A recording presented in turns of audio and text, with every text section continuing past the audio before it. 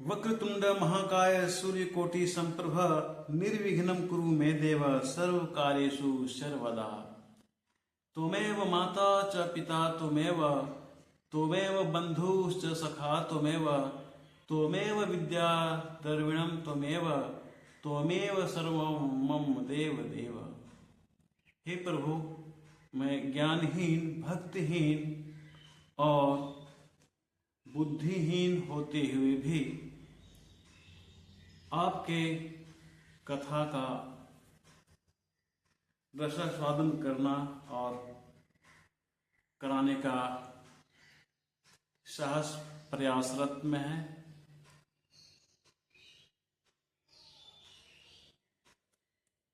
जय श्री राम।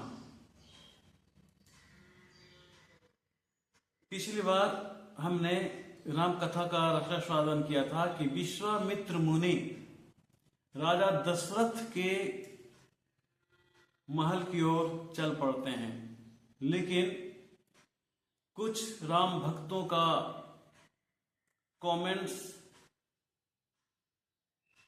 आने के कारण मैं थोड़ा सा पिछली कथा का रसास्वादन दोहराना चाहता हूं। दो राम भक्त हैं जिन्होंने प्रश्न किया है कि अगर कोई मांसाहार ना हो तो मांस की ओर देखेगा ही नहीं, उसका शिकार करना, उसे घर ले आना तो दूर। फिर राजा दशरथ भी शिकार करने जाते थे और राम जब बाल्यावस्था से किशोरावस्था में आए तो उन्होंने भी जंगल में जाकर अपने भाइयों के साथ, अपने मित्रों के साथ शिकार करना शुरू कर दिया। आखिर क्यों? ये भी तो पाप है। जीव हत्या जब पाप है तो ये भी पाप है, तो फिर वो शिकार करने क्यों जाते थे? दूसरी बात, वो शिकार करके लाते थे, अपने महल में ले आते थे डेड बॉडी को। तो डेड बॉडी को महल में लाने की क्या आवश्यकता है जब हम उसे इस्तेमाल नहीं करते हैं? तो सबसे पहले मैं आपके प्रश्नों का जवाब दे दूं कि कोई भी देवी देवता गलत भोजन का इस्तेमाल कभी नहीं करते, हो ही नहीं सकता। आप बोलेंगे कि अगर नहीं होता तो फिर कुछ मंदिरों में क्यों दी जाती है बलि के नाम पर? तो आपको मैं एक उदाहरण से समझाता हूं कि अगर आप कहीं पार्टी देते हो, कहीं भोज का आयोजन करते हो, तो आप भिन्न भिन्न तरह के भोजन का इस्तेमाल कराने की व्यवस्था करते हो। उसमें से कुछ ऐसे भी लोग होते हैं जो अलग टाइप के, अलग विशेष तरह के भोजन करते हैं जो शायद आप भी ना करते होंगे या करते होंगे, मैं नहीं कह सकता, लेकिन व्यवस्था करनी पड़ती है। तो क्या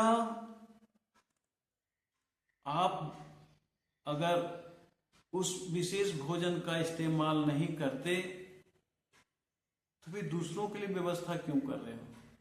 मेरा कहने का तात्पर्य ये है कि किसी पार्टी में हम अलग अलग तरह के भोजन बनाते हैं। ये कोई जरूरी नहीं है कि जितना भोजन बनाया जाए वो सारे लोग सारे भोजन को खाते ही हैं। कुछ ऐसे भी लोग होते हैं जो उसमें से कुछ आइटम को नहीं खाते हैं। जैसे कुछ लोग होते हैं मीठा नहीं खाते हैं, भाई मुझे परहेज है, मुझे रोग है, मुझे डिजीज है, डायबिटीज है, मैं मीठा नहीं खाता। तो क्या आप फंक्शन में मीठा हटा देते हो, उसको भी रखते हो? उसी तरह से कुछ लोग ऐसे भी होते हैं जो मांसाहार करते हैं, आप उसका भी व्यवस्था करते हो, जबकि उसमें दो तरह के लोग होते हैं, एक इसका इस्तेमाल करते हैं और एक मांसाहार का इस्तेमाल नहीं करते हैं। ठीक उसी तरह से हमारे देवी देवताओं के साथ कुछ राक्षस गण भी होते हैं, कुछ प्रेत आत्माएं भी होते हैं, कुछ अलग आत्माएं भी होती है जिनको सात्विक भोजन नहीं चाहिए। आप उनको देते हो, ना कि माँ को देते हो या देवी देवताओं को देते हो। आप उनके नाम पर दूसरों को देते हो। पार्टी जिनके घर में होता है, नाम तो उन्हीं का होता है। खाना अच्छा बना तो नाम उन्हीं का, अच्छा व्यवस्था किया था। खाना खराब बना तो शिकायत उन्हीं का, व्यवस्था सही नहीं था। जबकि सारा गलती भोजन बनाने वाला का और खिलाने वाला का होता है, लेकिन नाम किसी और का होता है।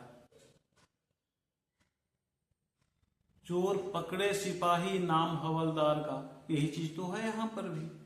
तो इसी तरह से अगर आपके मन में है कि देवी देवता लोग भी ये सब गलत भोजन का इस्तेमाल करते हैं, तो ऐसी बात नहीं है। आप हमेशा के लिए दिमाग से निकाल दीजिए। वो उसके लिए है जो तामसी विचार वाले हैं। आज भी तो तामसी विचार वाले हैं। जिस तरह से सुख के साथ दुख होता है, दिन के साथ रात होता है, उसी तरह से सूर के साथ असुर भी होते हैं, राजा के साथ दानव भी होते हैं। तो दानव कभी भी सात्विक भोजन नहीं करते, तो आप उसी दानव को देते हो, ना कि मां को देते हो।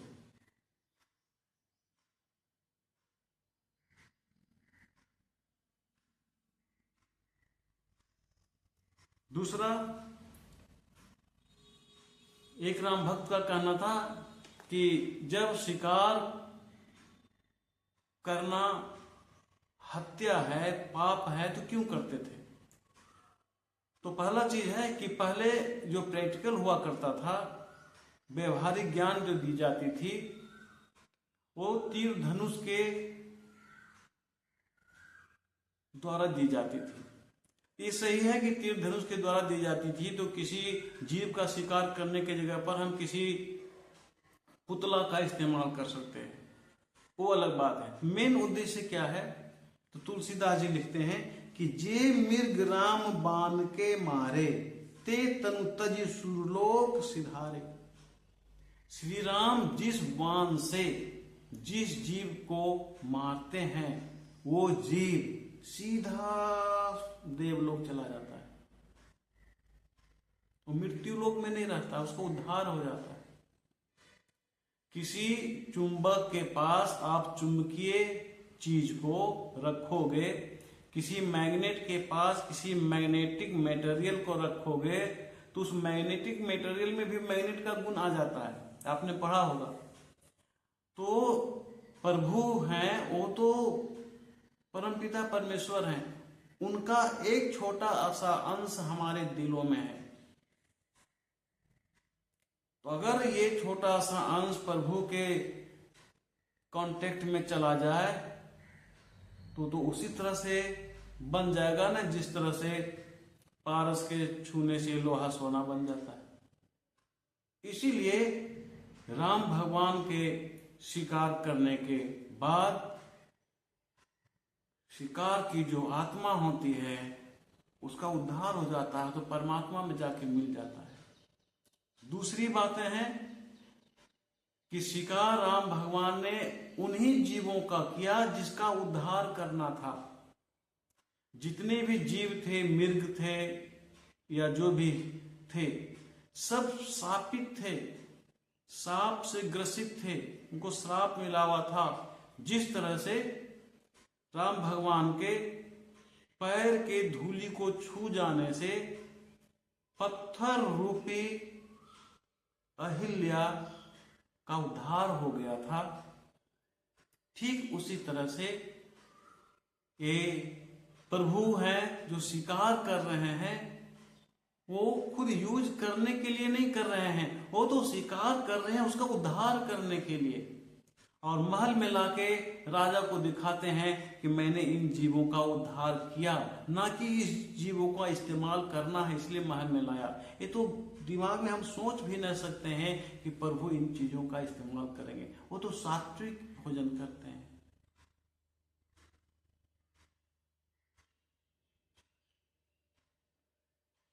तुलसीदास जी कहते हैं, पावन मिर्ग मारही जिए जानी, दिन प्रति निरपही देखावहि आनी। पावन मिर्ग मारे, जिस मिर्ग को पावन समझते हैं, जिस मृग को उचित समझते हैं, जिसको समझते हैं कि इसको मारना उचित है, इसकी हत्या करनी उचित है, उसी की हत्या वो करते हैं। जिसका उद्धार करना है उसी की हत्या वो करते हैं। जंगल में तो बहुत सारे पशु हैं, बहुत सारे पक्षी हैं, सभी को कहाँ मारते हैं वो? नहीं, चुन चुन कर पार्टिकुलरली किसी एक की बाण से शिकार की जाती है। तो शिकार करने का मतलब यहाँ हत्या नहीं है, शिकार करने का मतलब यहाँ उद्धार हो गया।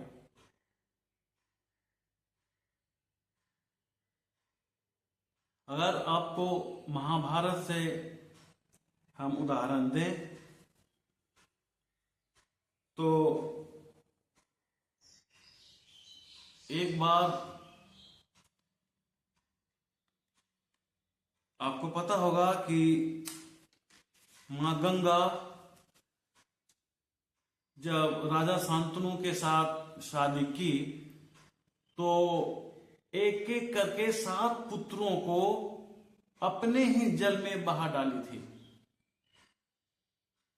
8वां पुत्र भीष्म पितामह हुए और मां गंगा अपने 7 पुत्रों को अपने ही जल में, गंगा जल में बहा दी थी। हम तो जानते हैं कि पुत्र कुपुत्र हो सकता है, माता कुमाता नहीं हो सकती। हम कैसे कह सकते हैं कि माता कुमाता नहीं है? वो तो अपने ही बच्चों को अपने ही जल में डुबोए जा रही है। आप क्या कहेंगे कि माता कुमाता है? नहीं, माता कुमाता नहीं है। उन्होंने अपने 8 बच्चों को उद्धार करने के लिए, मृत्यु लोक से तुरंत वापस मुक्ति दिलाने के लिए ऐसा की थी। एक घटना के अनुसार जो 8 पुत्र थे वो वसु थे, जिन्हें ऋषि वशिष्ठ मुनि ने धरती पे जन्म लेने का श्राप दिया था कि तुम्हारा जन्म मृत्यु लोक में होगा, तुम मृत्यु लोक में चले जाओ। ये देखकर माता गंगा को रहा नहीं गया। यह है माता की ममता, यह है मां की ममता कि वसु पुत्रों को मृत्यु लोक में जाना पड़ रहा है, कष्ट भोगने के लिए जाना पड़ रहा है, दुख भोगने के लिए जाना पड़ रहा है, और जब तक उसकी मृत्यु नहीं होगी वो मृत्यु लोक से वापस कैसे आएगा?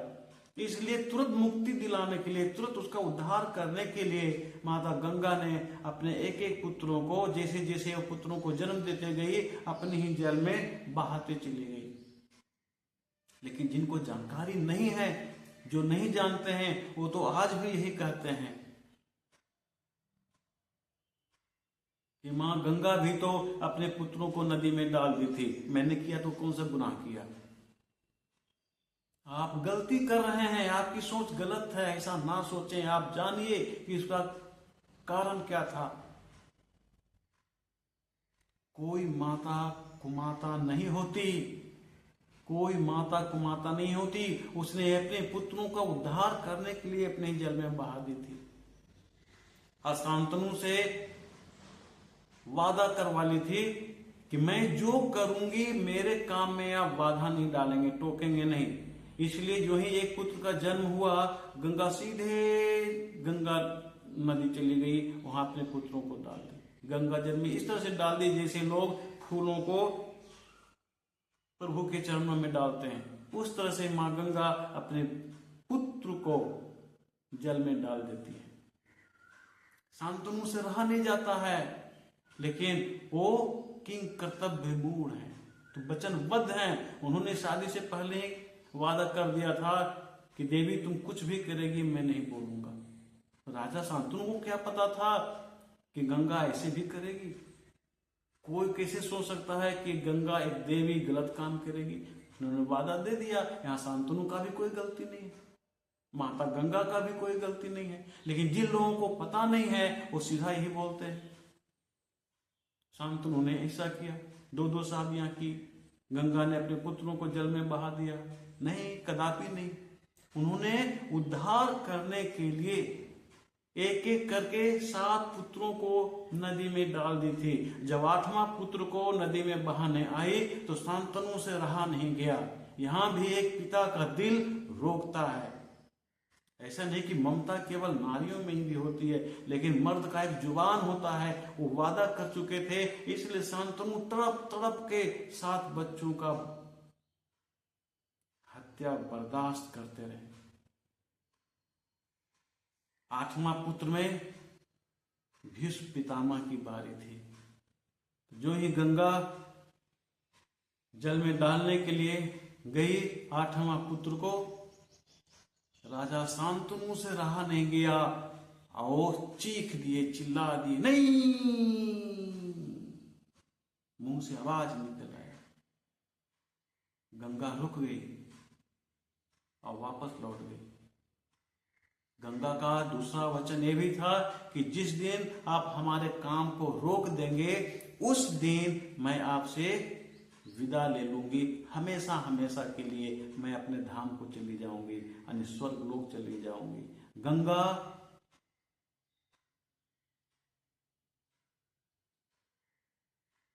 स्वर्ग की पुत्री थी, उनको तो वहां जाना ही था।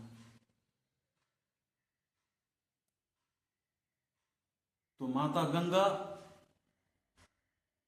8वां पुत्र को वापस लेके स्वर्ग चली गई और फिर वहां से जब वो किशोरावस्था में हुए तो फिर धरती पे लाके राजा शांतनु को दे दिया। इसीलिए 8वां पुत्र का उद्धार नहीं हो पाया।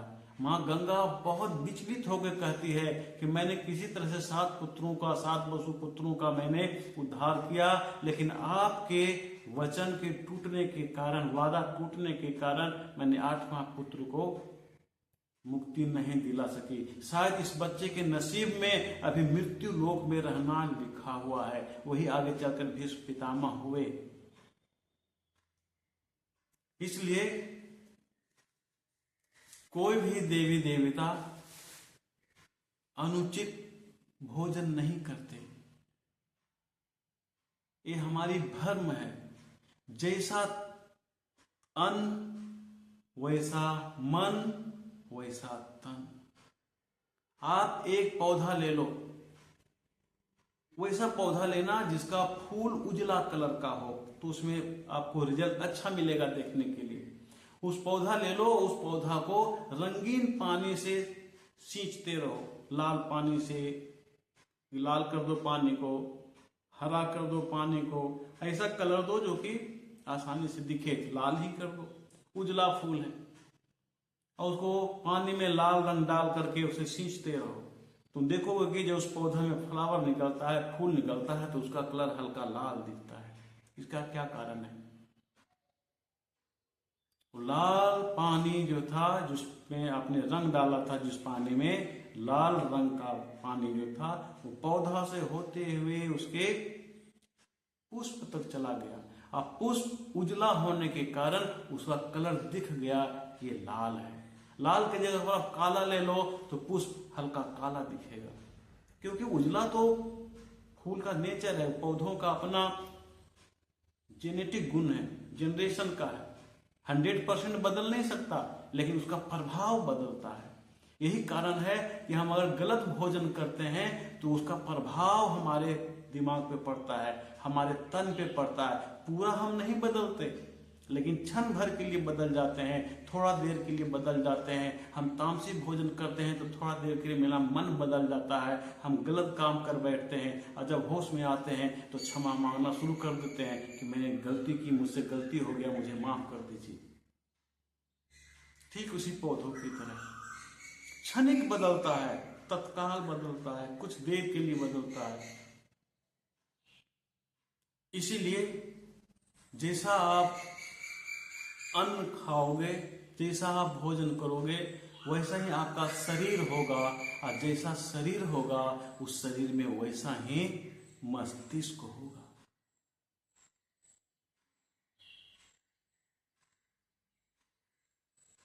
इंग्लिश में कहावत है, healthy body have healthy brain. स्वस्थ शरीर में स्वस्थ मस्तिष्क होता है। तो हमारा तो शरीर ही स्वस्थ नहीं है, हमारा कर्तव्य सही नहीं है, हमारा मस्तिष्क सही कहां से होगा? तो जिसके शरीर से एक धूल कण चिपक जाता है उसका उद्धार हो जाता है। जैसे अहिल्या का आप उदाहरण लीजिए, जब भगवान जंगल जंगल घूम रहे थे तो रास्ते में शिला रूप में अहिल्या मिली। मुनि ने इशारा करके बताया कि भगवान प्रभु इसका उद्धार कर दीजिए। उन्होंने अपने शरीर से टच किया और अहिल्या एक नारी के रूप में प्रकट हो गई। तो जिसका प्रभाव इतना है कि छू जाने से ऐसा होता है, वो आज हमारे इस मृत्यु लोक में राजा दशरथ के घर में किलकारियां कर रहे हैं। आप इतना सोचो कि वो भूमि का भाग कितना किस्मत वाला होगा जहां प्रभु का पैर रखा होगा। प्रभु ने जिस जगह पर पैर रखा वो भूमि कितना लक्की है, कितना किस्मत वाला है। जिस वस्त्र को उसने धारण किया वो वस्त्र कितना किस्मत वाला है। जिस भोजन को उन्होंने पाया वो भोजन कितना किस्मत वाला है। उनका हर सामान, हर चीजें जिसको उन्हें छुआ कितना किस्मत वाला होगा। इसीलिए हम कहते हैं कि हम लोग सनातनी हैं, हमें गर्व होना चाहिए कि हम ऐसे धर्म से बिलोंग करते हैं। प्रभु का आगमन हुआ है, अवतार हुआ है, लेकिन हम आज भी सोए हुए हैं, आज भी सोए हुए हैं। सनातनी होते हुए भी हम लोग सोए हुए हैं। हमारे धर्म जैसा दुनिया में कोई धर्म नहीं, किसी धर्म में ऐसी घटनाएं नहीं घटी है। आप नजर दौड़ा के देख लो, किस धर्म में भगवान ने अवतार लिया? सब में गुरु हुए हैं, भगवान नहीं हुए। और हमारे यहाँ प्रभु ने अलग अलग रूप में अवतार लिया है। अब प्रभु का हर आचरण हमारे लिए संस्कार है।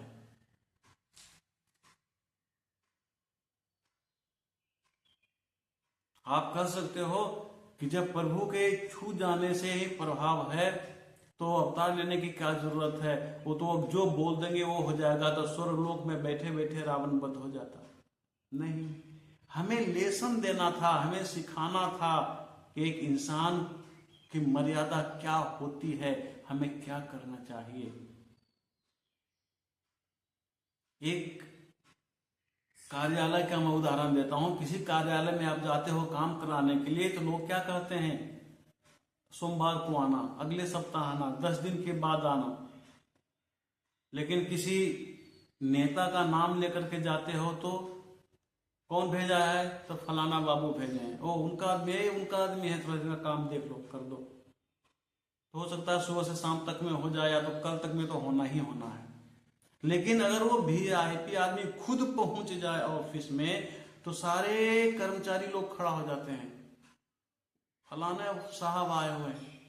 और जिनके अंडर में काम करना होता है वो तो ये भी कहना नहीं चूकते कि सर आप क्यों आ गए, आप फोन करवा देते। आप करते नहीं। ध्यान दीजिए बातों पे।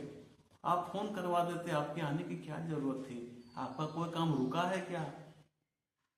फोन करवा देते, आपको करने की भी आवश्यकता नहीं है।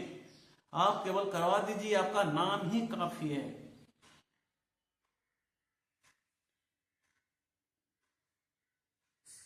आपका नाम ही काफी है, आपका नाम ही काफी है। तो एक सांसारिक आदमी है जिसके नाम का इतना प्रभाव है, ये तो परम पिता परमेश्वर हैं, इनके नाम का क्या करना है? इनका नाम ही काफी है। इसीलिए कहा गया है, राम से बड़ा राम का नाम, प्रभु से बड़ा प्रभु का नाम।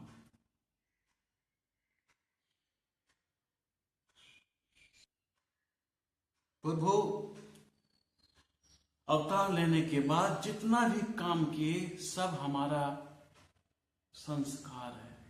तुलसीदास जी लिखते हैं कि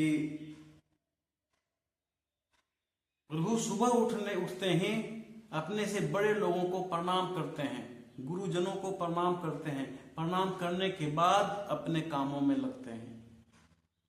यहाँ पर तुलसीदास जी ने रामचरितमानस में कहा है, प्रातः काल उठ के रघुनाथा, मात पिता गुरु नावहि माथा।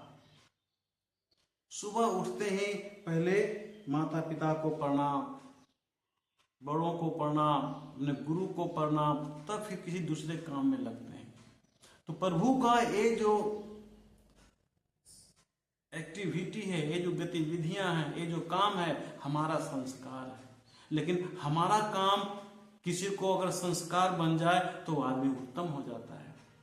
लोग समाज में कहते हैं ना, फलाना इंसान है, नेक इंसान है, बहुत अच्छा है, व्यवहार बहुत अच्छा है, तो उसका व्यवहार आप कॉपी कर सकते हो। लेकिन कुछ ऐसे भी लोग हैं जिनके डर से आप उनका व्यवहार कॉपी करते हो, जो कि वो संस्कार नहीं है। गलत आदमी का व्यवहार कभी संस्कार नहीं हो सकता। एक अच्छे इंसान का व्यवहार ही संस्कार हो सकता। और प्रभु की तो बात ही नहीं करनी है। प्रभु के हर व्यवहार हमारा संस्कार है, जबकि हम सांसारिक लोग हैं, हमारा वैसा संस्कार ही नहीं है, हमारे अंदर वैसा कर्म ही नहीं है, हमारे अंदर वैसा मन और भक्ति ही नहीं है कि हमारा कर्तव्य लोगों का संस्कार बन जाए। और जिनका बन जाता है वो तो अमर हो जाते हैं। हमारे यहाँ बहुत महान महान पुरुष हुए हैं, महात्मा गांधी, सुभाष चंद्र बोस, रविन्द्रनाथ टैगोर, तुलसीदास, सब। उनकी अच्छी रचना रही, उनका अच्छा अच्छा कर्तव्य रहा। आज हम उनको फॉलो करते हैं, आज उनकी हम बातों को एक थॉट के रूप में यूज करते हैं, व्यवहार करते हैं। तो ऐसे भी लोग हैं हमारे संसार में जिनका व्यवहार हमारे लिए संस्कार बन जाता है। हमें वैसा इंसान बनना चाहिए कि हमसे लोगों को सीखने के लिए मिले। ऐसा काम ना हो कि पीठ पीछे लोग हमें दुत्कार दे, गालियां दे। तो जिन भाइयों ने, जिन राम भक्तों ने प्रश्न किया था, उनको जवाब मिल गया होगा। और अगर अभी भी नहीं मिला तो मैं उनसे यही कहूंगा कि अगर आप में शक्ति है तो आप भी एक नहीं, दो नहीं, हजारों जीवों की हत्या कीजिए और उसे देवलोक पहुंचा दीजिए। बेशक आप कीजिए, शौक से कीजिए। कुछ लोग कहते हैं कृष्ण का उदाहरण देकर कि कृष्ण का 16,108 पटरानियां थी। हम बेवकूफ हैं, हमारे समझ में ये बातें नहीं आती और हम गलत चीजों को सोचते हैं। सही रास्ते पे हमारा दिमाग चलता ही नहीं है। उसका कारण है हमारे अच्छे खान पान नहीं है, हमारा सात्विक भोजन ही नहीं है। दिमाग में अच्छी बातें कहां से आएगी? वो तो उल्टा पुल्टा ही आएगा, गलत ही आएगा। 16,108 पटरानियों को उन्होंने उद्धार कर दिया था। अगर आप में उतनी शक्ति है, ताकत है, तो आप 16,000 नहीं, 1 करोड़ पटरानी बना लो, सबका उद्धार कर दो। आप भी प्रभु तुल्य हो जाओगे, लोग आपकी भी पूजा करेंगे, आपको भी परमपिता परमेश्वर की तरह मानेंगे। अगर आप में कैपेसिटी है तो आप भी कर दो। अच्छे जानकारी रखनी चाहिए।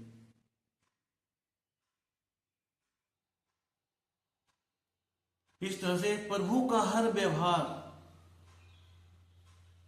देवी देवताओं का हर व्यवहार हमारा संस्कार है। वेद पुराण ग्रंथ क्या है? उनका व्यवहार ही तो रचना के रूप में है, या दूसरा कुछ नहीं है।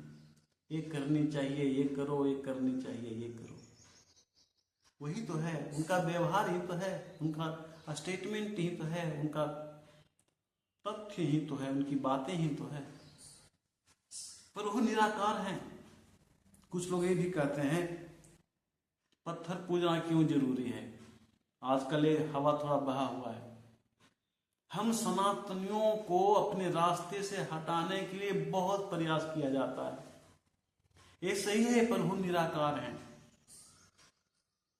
जो निराकार है, जिसका आकार नहीं है, उसको आकार हम दे सकते हैं। जिसका आकार है उसको हम आकार क्या देंगे? मिट्टी, पानी, बालू, ये सब तो निराकार रूप में इधर से उधर बहते रहता है। इसका अस्थाई आकार नहीं है। यही कारण है कि हम इसको अस्थाई आकार देकर महल बना लेते हैं, पुल बना लेते हैं, घर बना लेते हैं। लेकिन एक घर का जो कमरा है, जिसका एक निश्चित आकार है, उस कमरे को उठाकर किसी दूसरे घर के कमरा में आप सेट कर दो तो नहीं हो सकता। जिसका एक निश्चित आकार है, उसको आप फिर से आकार कैसे दोगे? जो निराकार है उसको आप आकार दे सकते हो। हवा का कोई आकार नहीं है। आप बैलून में भर दो तो बैलून का आकार होगा, पॉट में बर्तन में भर दो बर्तन का आकार ले ला, जल की तरह। अंग्रेजी में एक कविता मैंने पढ़ा था स्टूडेंट लाइफ में, शायद ये शेक्सपियर का लिखा हुआ था, शायद शेक्सपियर का लिखा हुआ था कि he that is down needs fear no fall. He that is down needs fear no fall. जो नीचे गिरा हुआ है उसे गिरने की क्या आवश्यकता है, उसे कोई भय नहीं है। जो निराकार है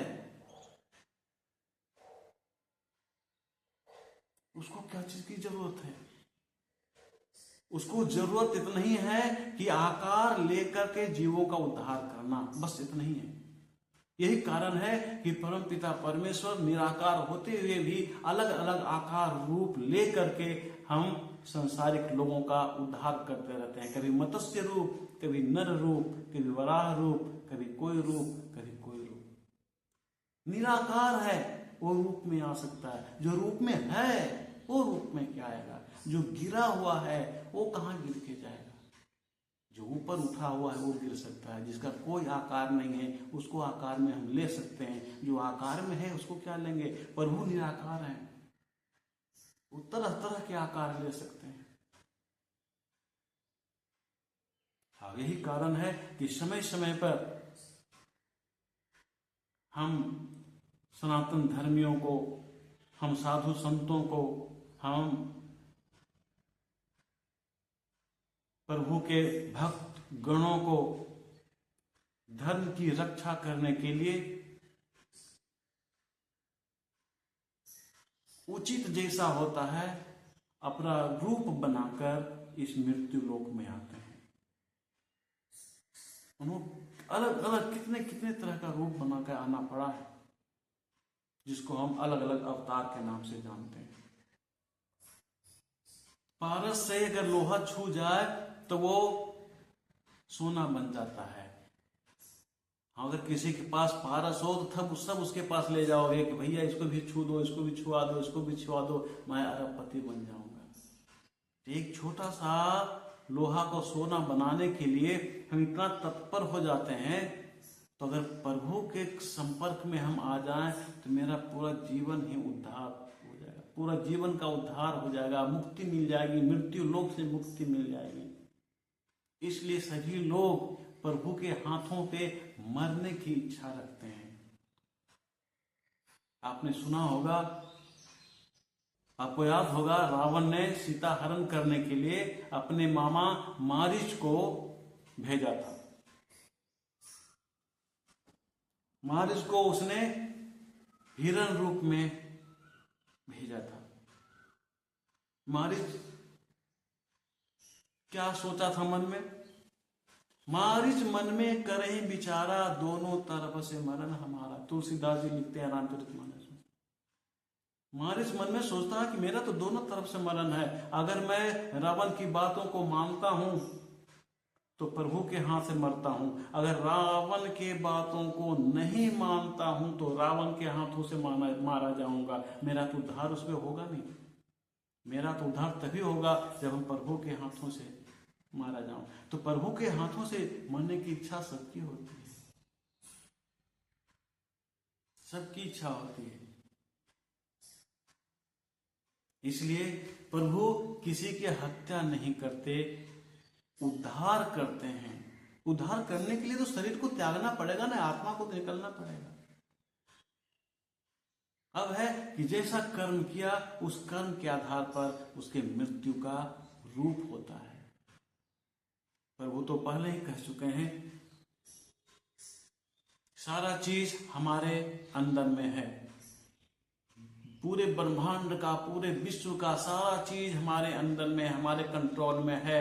एक कर्म मैंने जीवों पर छोड़ दिया है, तो जैसा हम कर्म करेंगे उसी हिसाब से हमारी मृत्यु होगी। हम रेलवे लाइन पर चले जाएंगे तो हमारी मृत्यु बेड पर सोए सोए तो हो नहीं सकता। अब से मैं यहां से आगे बढ़ता हूं कि जब जंगलों में साधु संतों ऋषि मुनियों को यज्ञ करने में असुविधा होने लगी तो सभी दुखी होने लगे, सभी परेशान होने लगे, त्राहिमाम तराहिमाम करने लगे। जब कहीं कोई साधु संत यज्ञ करना शुरू करता था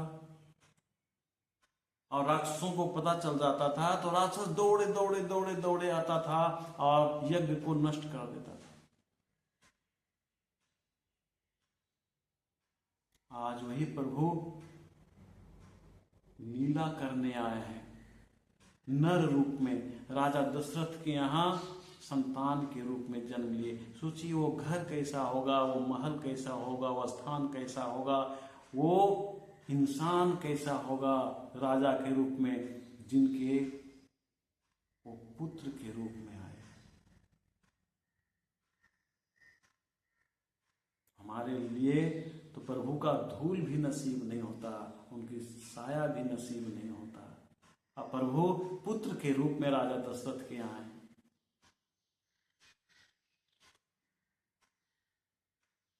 तो जंगलों की बात करें तो जंगल में मारीच और सुबाहु के भय से मुनि लोग, संत लोग जप तप पूजा नहीं कर पा रहे थे। और जब ये बात पता चला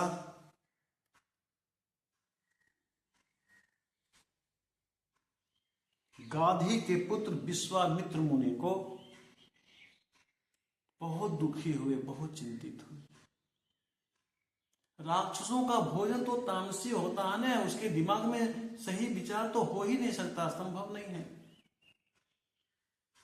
अगर हम घर में खाना बनाएं और उसमें नमक अधिक डाल दें और मीठा का स्वाद लेना चाहें तो संभव नहीं है। नमक में मीठा का स्वाद कहां से होगा, नींबू में मीठा का स्वाद कहां से आएगा। राक्षसों का तो भोजन सात्विक था ही नहीं, कभी रहा ही नहीं। शरीर सात्विक कहां से होगा, विचार सात्विक कहां से होगा। उसके मन में तो बस केवल मारना है, काटना है, तबाह करना है, बर्बाद करना है। प्रभु का काम इसे संभालना है, धर्म की रक्षा करने के लिए। विश्वामित्र मुनि चिंतित हो गए और उन्होंने सोचा कि अब मुझे कुछ उपाय करना होगा। आज बहुत ही अच्छा मौका था, प्रभु राम का अवतार हो चुका था, किशोरावस्था में आ चुके थे। विश्वामित्र मुनि सोचे यही एक उपाय है, इसी घटना के बहाने क्यों न मैं प्रभु का दर्शन कर लूं। वो भी मन में विचार करते हुए राजा दशरथ के महल में पहुंचे। रास्ते में सोचते जा रहे हैं किस तरह से मैं राम और लक्ष्मण को मांगूंगा राक्षसों से बचने के लिए, क्या कहूंगा, कैसे कहूंगा। रास्ते में सोचते जा रहे हैं, विचार करते जा रहे हैं, क्या कहूं, कैसे करूंगा मैं। सोचते सोचते सोचते सोचते राजा दशरथ के महल के पास पहुंच गए। दरबारी ने उनका स्वागत किया और मैसेंजर जो था वो जाकर राजा दशरथ को संवाद पहुंचाया कि आपके दरवाजे पर विश्वामित्र मुनि पधारे। नाम सुनते ही राजा अपने लोगों के साथ, मुनियों के साथ दौड़ते हुए विश्वामित्र मुनि के स्वागत में चल पड़े और उनका स्वागत किया। सम्मान के साथ उनको महल में लाकर अपने आसन पर बैठाया।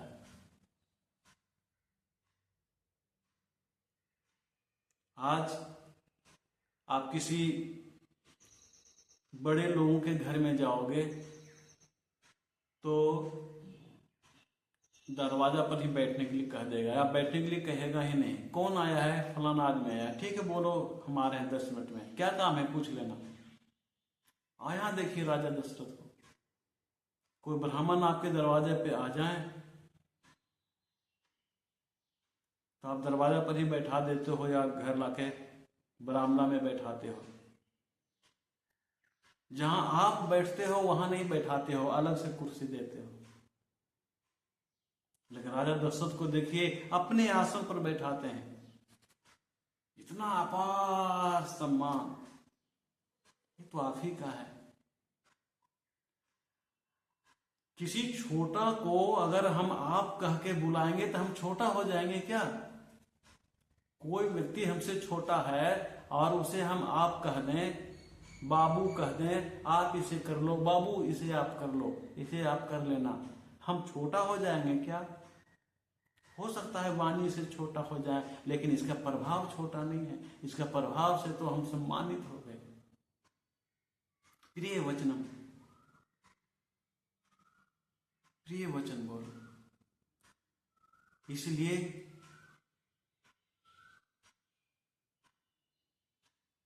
इंसान का गहना नम्रता है।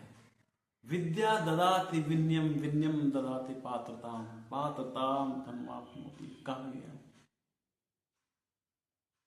जिसके अंदर विद्या है उसके अंदर नम्रता है, जिसके अंदर विद्या है उसके अंदर संस्कार है, जिसके अंदर विद्या है उसके अंदर गुणों का खान है। राजा दशरथ विश्वामित्र मुनि को सम्मान के साथ लाते हैं, अपने आसन पर बैठाते हैं, अपने हाथों से उनका चरण को धोते हैं,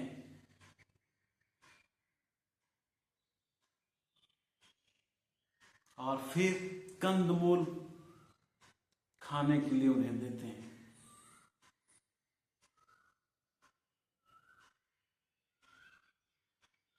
राजा दशरथ कहते हैं कि ये तो मेरा अहोभाग्य हो गया कि बिना बुलाए मेरे दरवाजे पर विश्वामित्र मुनि पधारे हैं। ऐसा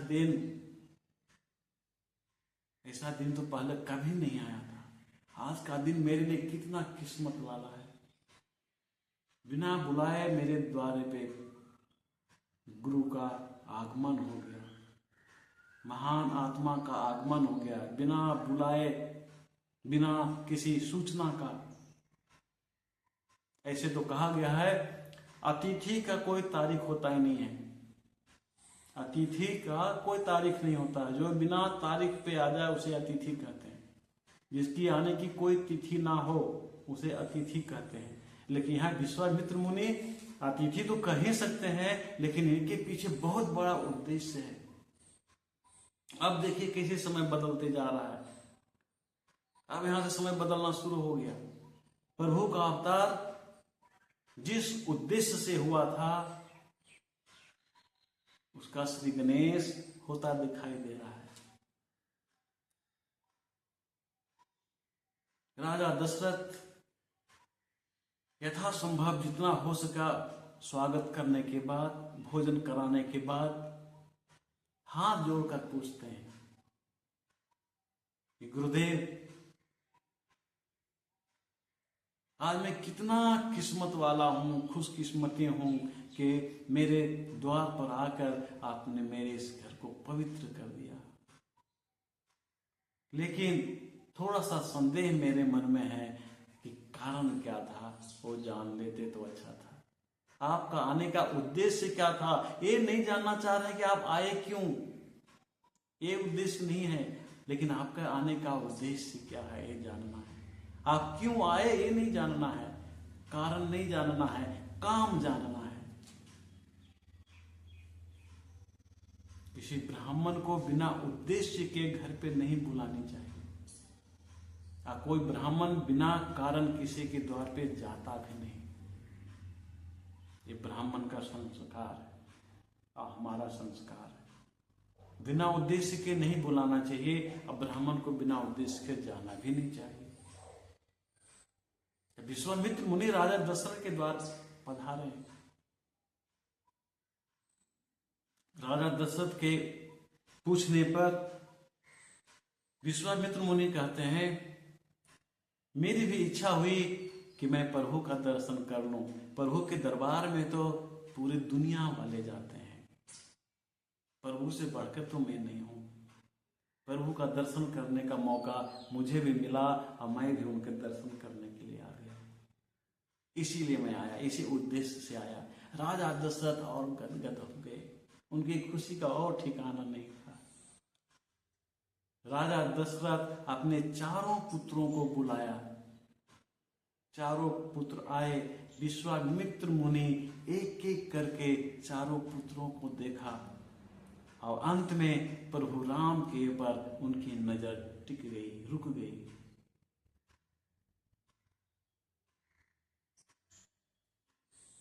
कांति चेहरा, आकर्षक चेहरा, अद्वितीय, नजर टिक गई, देखते रह गए। अब विश्वामित्र मुनि यहां सोच रहे हैं कि मैं किस मुंह से कहूं कि मैं आपके दोनों पुत्रों को लेने आया हूं। उनको समझ में नहीं आ रहा, पुत्रों की सुंदरता को देखकर, पुत्रों के व्यवहार को देखकर, उसके संस्कार को देखकर।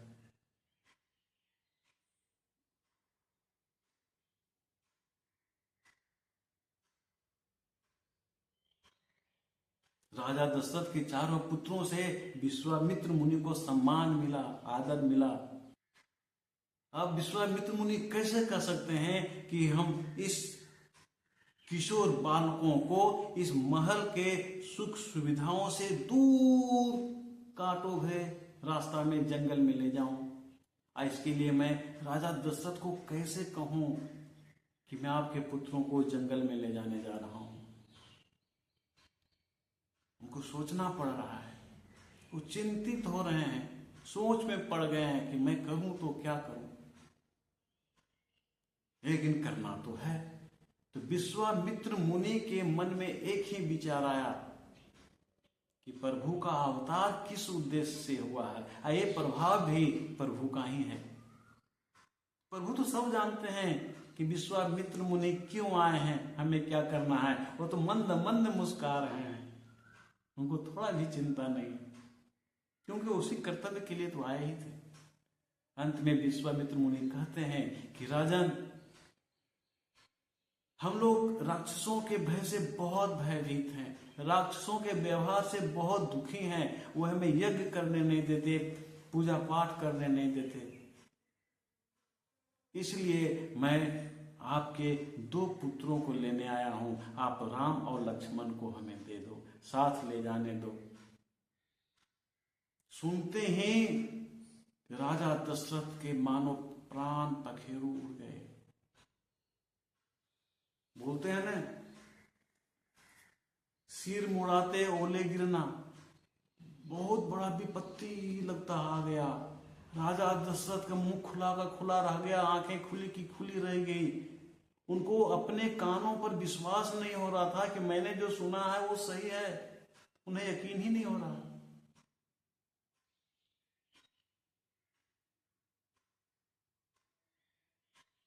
राजा दशरथ कहते हैं, हे मुनिश्रेष्ठ, क्या आपने वही कहा जो मैंने सुना है? मुझे यकीन नहीं हो रहा है कि जो मैंने सुना वो आप बोल सकते हो।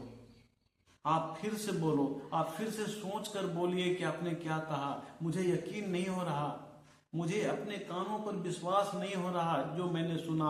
आप फिर से बताइए आपने क्या कहा।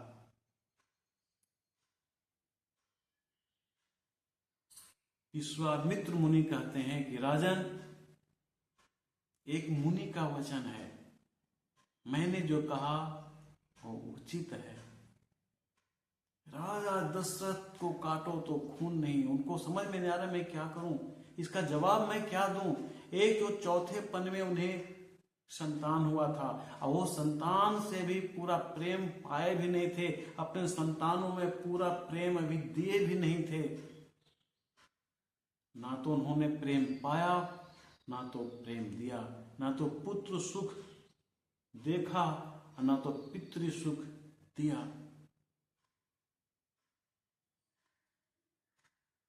राजा दशरथ कहते हैं कि हे मुनिश्रेष्ठ, अगर जो मैंने सुना है और आपका कथन वही है, तो आपने ऐसा क्यों कहा, क्या सोच कर कहा, कहां तक उचित है। और पुत्रों को मैं दे सकता, लेकिन विशेषकर राम के बारे में तो मैं सोच भी नहीं सकता।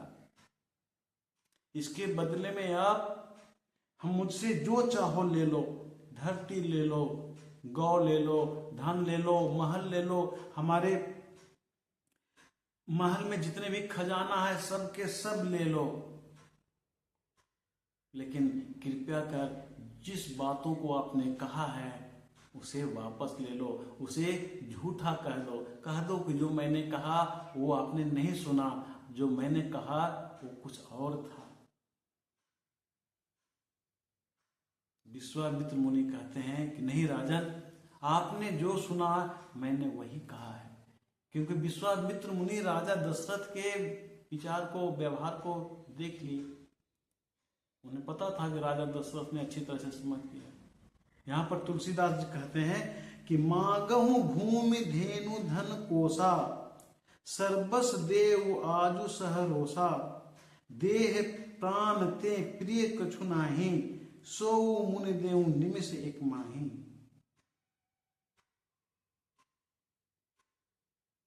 तुलसीदास जी कहते हैं कि राजा दशरथ बार बार कह रहे हैं कि ये पुत्र तो हमारे प्राणों से भी प्यारे हैं।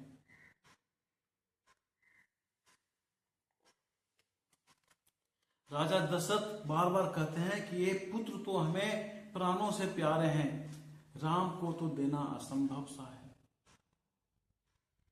आपको पता है कि हमारे चारों पुत्र अभी किशोरावस्था में हैं और उसे आप जंगल ले जाना चाह रहे हो, वहां जंगली जानवरों का तांता लगा हुआ है।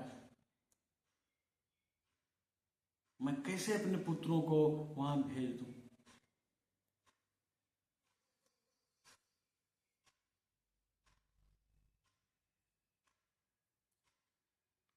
ये चारों पुत्र तो अभी बच्चा है, इसे अभी व्यवहारिक ज्ञान नहीं है, ये तो महल से भी बाहर निकला भी नहीं है, महल से अभी बाहर कदम दिया भी नहीं है। किस उद्देश्य से आप मांग रहे हैं और कैसे मैं दे दूं?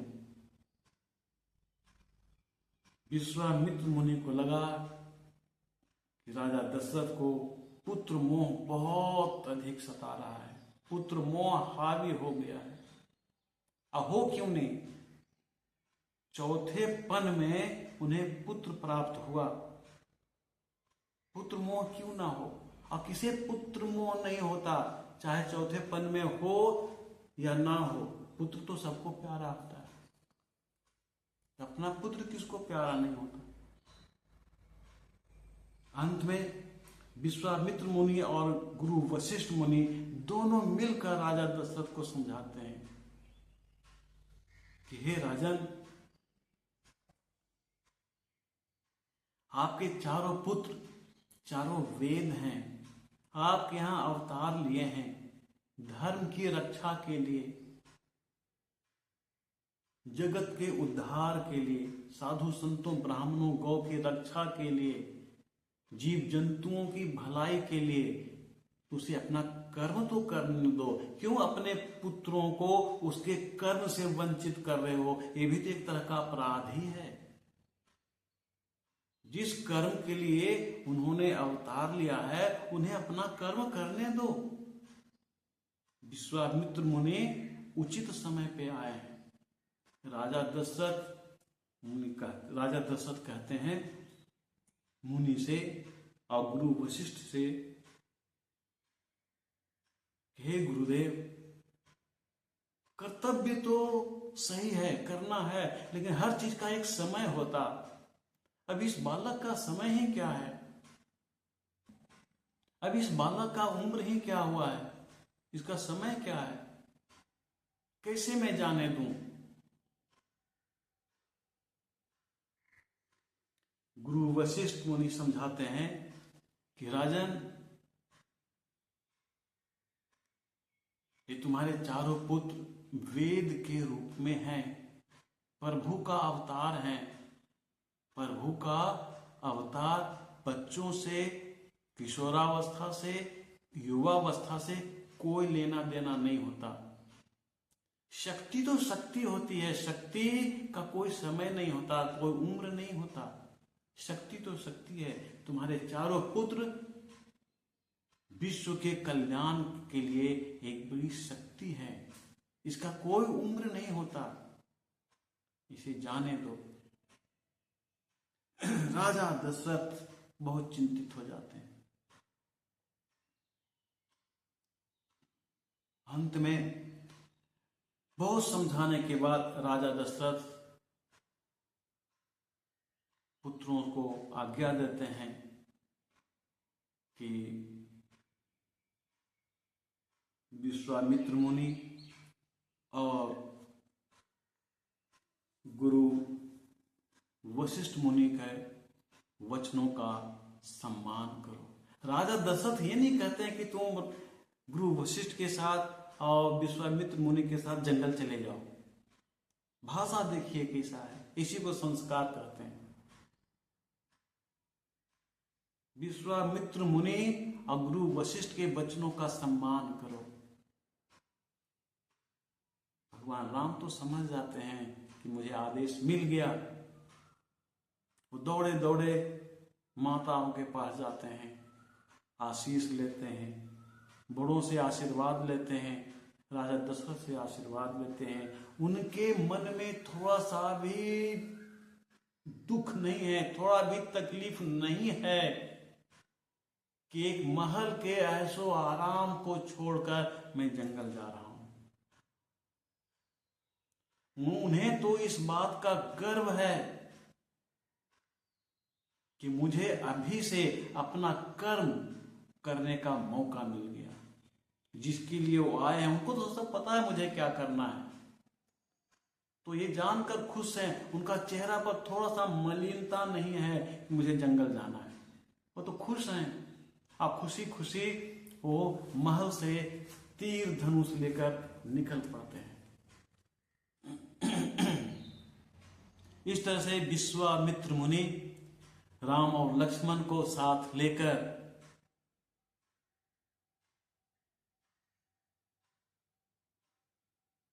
जंगल की ओर चल पड़ते हैं। रास्ते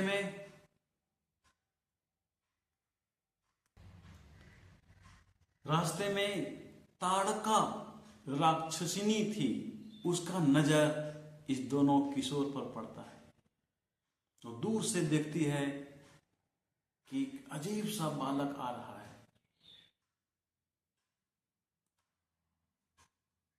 ताड़का क्या क्या देखी है, उस बालक की आंखें लाल लाल है, छाती चौड़ी है, विशाल भुजाएं हैं, नील कमल और तमाल के पेड़ की तरह श्याम शरीर है, शरीर श्यामला, कमल की तरह आंखें हैं, चौड़ी छाती है, बड़ी बड़ी भुजाएं हैं। ये तो लगता ही नहीं कि कोई ब्राह्मण होगा जो कि ब्राह्मण के साथ जा रहा है। ये तो क्षत्रिय है, क्षत्रिय छोड़ करके इसके ब्राह्मण तो कहना पाप है। ताड़का मन में सोच रही है कि ये तो निश्चित रूप से कोई क्षत्रिय है, ब्राह्मण हो ही नहीं सकता, लेकिन ब्राह्मण के साथ में, और कमर में पीतांबर, हाथों में तरकस, तीर धनुष लिए हुए हैं। ये सारी चीजें बता रहा है कि निश्चित रूप से ये दोनों बालक क्षत्रिय हैं, ब्राह्मण हो ही नहीं सकता।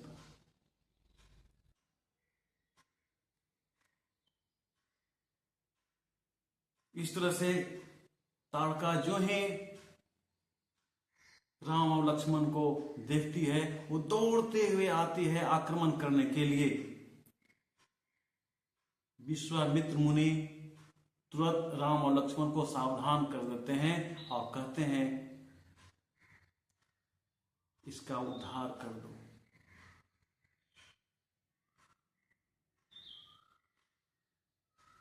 मुनि के इशारे पे राम भगवान और लक्ष्मण ताड़का का वध करते हैं और अंत में ताड़का को जीवन के अंतिम क्षण में अपना दिव्य स्वरूप दिखा देते हैं।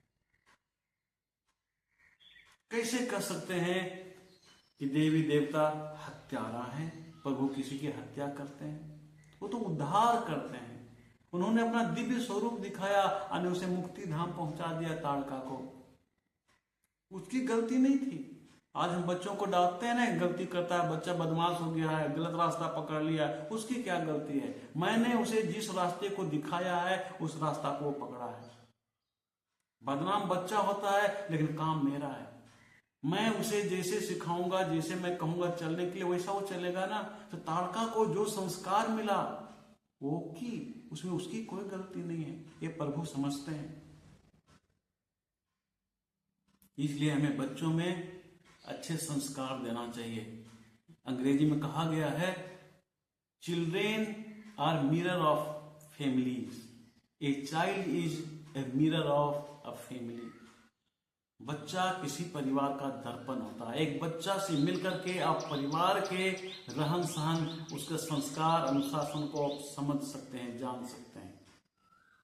प्रभु तो है, यहाँ तो प्रभु हैं, परमपिता परमेश्वर हैं, उनको पता है कि ताड़का कौन है। उन्होंने वध तो कर दिया लेकिन हत्या नहीं किया, वध किया लेकिन हत्या नहीं किया। अपना रूप दिखा दिया, देखो मैं कौन हूं, और मुक्ति धाम भेज दिया, अपने में समाहित कर लिया। ये है प्रभु का कर्म। प्रभु किसी की हत्या नहीं करते, वो उद्धार करते हैं। इस तरह से विश्वामित्र मुनि के साथ राम और लक्ष्मण उनके कुटी में पहुंचे। कुटी में पहुंचने के बाद विश्वामित्र मुनि ने दोनों भाई को, राम और लक्ष्मण को, कंदमूल भोजन के रूप में दिया। कंदमूल खाने के बाद उन्होंने एक ऐसी विद्या दी, मुनि विश्वामित्र ने एक ऐसी विद्या दी जिससे भूख प्यास कभी नहीं लग सकता था। लेकिन कुछ भी नहीं खाने के बाद भी शरीर में अतुलित बल रहता है। भूख भी ना लगेगा, प्यास भी नहीं लगेगी, लेकिन शरीर में अतुलित ताकत, अतुलित बल रहेगा। ऐसी विद्या उन्होंने दिया। चेहरे पे तेज रहेगा, आकर्षण रहेगा, हमेशा तरोताजा रहेगा। ही नहीं लगेगा कि मैं 4 दिनों से खाया नहीं हूं, शरीर में ताकत नहीं है, पड़े हुए नहीं। खिला हुआ चेहरा, जैसे लगता है अभी हम स्नान करके आए हैं, अभी भोजन करके आए हैं, तृप्त हैं, संतुष्ट हैं, प्रसन्न हैं, खुश हैं, सुखी हैं। ऐसी विद्या उन्होंने दिया। उसके बाद प्रभु ने मुनि को आश्वासन दिया कि आप निश्चिंत होकर यज्ञ करें, पूजा पाठ जो करना है कीजिए, किसी तरह का भय मन से निकाल दीजिए।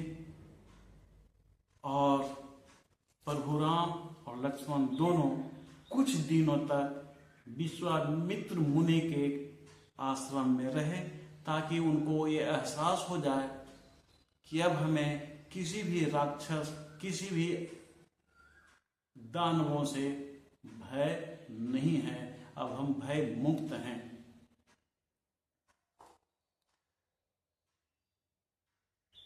अब हम आज के कथा का विश्राम यहीं पर लेते हैं। अगले कथा में हम देखेंगे राम भगवान का अगला कार्यक्रम क्या होता है। जय श्री राम।